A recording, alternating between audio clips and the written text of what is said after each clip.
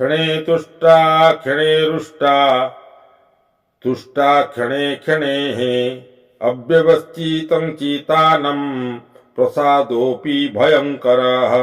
जो मनीष क्षणकरे रुष्ट एवं क्षणक मात्रे तुष्ट निश्चिंत भावरे तांकर चित्त स्थिर नुहे, एपरि अस्थिर चित्त चंचल मना मनीषंकर संगत मध्य भयंकर दुखद होइथाए।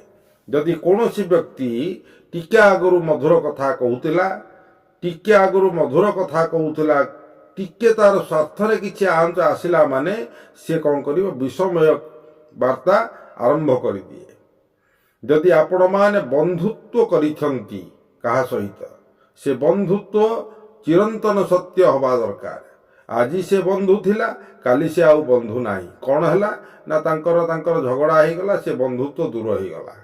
आउ से बंधुत्व नाही कि आउ से जो प्रेम स्नेह थिला से स्नेह नाही। यह गोटे दुखद कथा। तेणुकरी से लोक जी कि तुमको भल पाउथला आज काली आउ से भल पाउनी।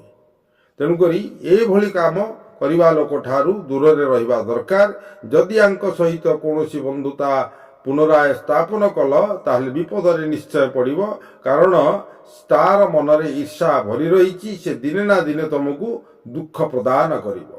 तेणुकरी शास्त्र कहिले जो मनुष्य क्षणकरे रुष्ट एवं क्षणक मात्रे तुष्ट निश्चिंत भावरे तांकर चित्त स्थिर नुहे, तांक चित्तटी स्थिर नुहे, मन स्थिर नुहे, ता मन सबु बेले अलगा आड़े जाई थाए। तेणुकरी मन एपरि अस्थिर चित्त चंचल मना मनीषंकर संगत मध्य भयंकर और दुखदायक होइथाए। जय जगन्नाथ।